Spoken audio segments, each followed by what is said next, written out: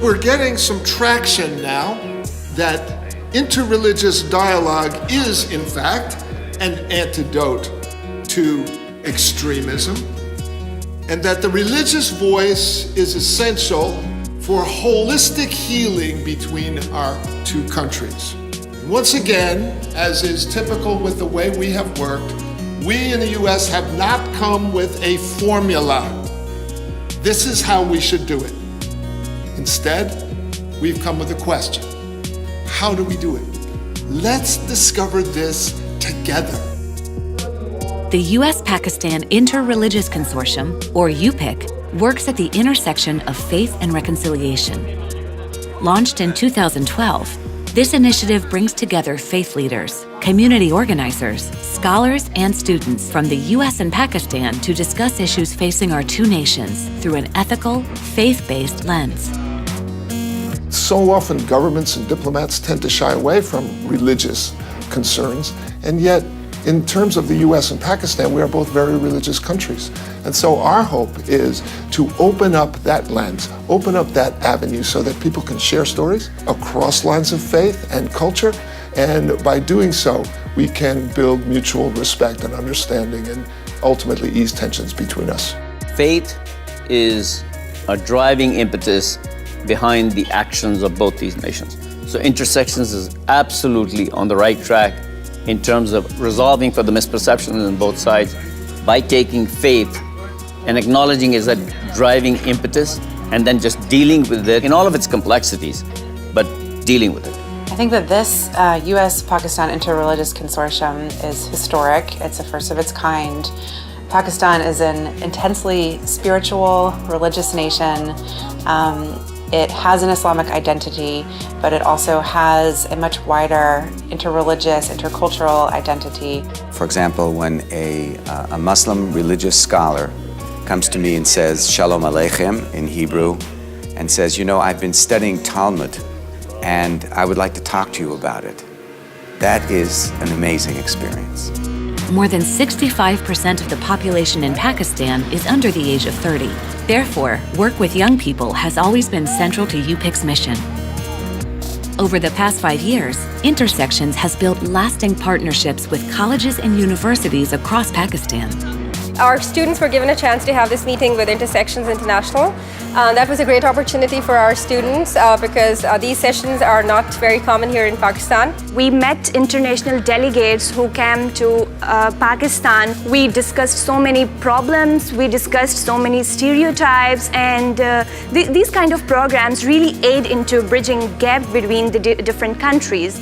I think we can improve relations between US and Pakistan, one relationship at a time. One relationship at a time, we can reduce suspicion, we can increase trust, we can find out that we have more in common than we think.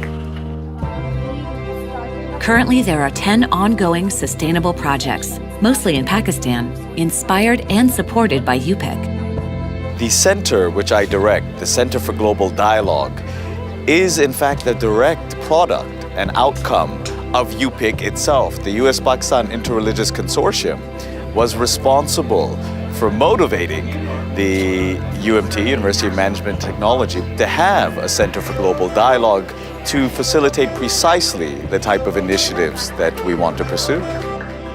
An early supporter of the vision of UPIC and a key figure in its creation was Dr. Mumtaz Ahmed, a global leader in the field of interfaith cooperation.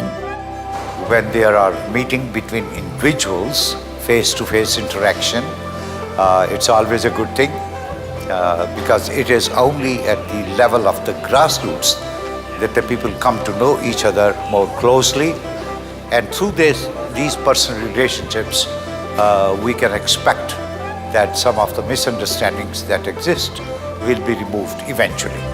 When Dr. Ahmed passed away, in March of 2016, his loss was felt around the world. On the first anniversary of his death, a large gathering was held to celebrate his legacy. As part of the commemoration, Reverend Bob Chase, founding director of Intersections and a driving force behind UPIC, received a Lifetime Achievement Award from the University of Management and Technology.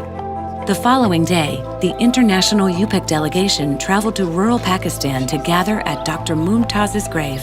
There, an imam, a priest, and a rabbi offered prayers from their respective traditions. This was an unparalleled moment in the history of Pakistan and a living testament to Dr. Ahmed's legacy of working for interfaith harmony. What began as a handful of people determined to chart a new course between two nations has grown to include 30 delegates from 12 countries. I think the mere fact that we've been able to grow our numbers and the interest that we've had representatives from the Pakistani government come and visit our group, so to speak. We've had interest at the State Department level here back in the US. And I think we can say that UPIC is making a difference. The work is far from done. New relationships were nurtured during this past trip, and seeds were planted for upcoming initiatives.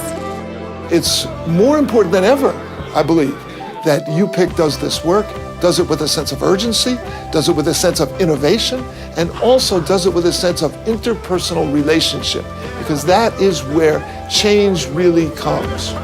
You know, the other is so much more alien when we don't know them.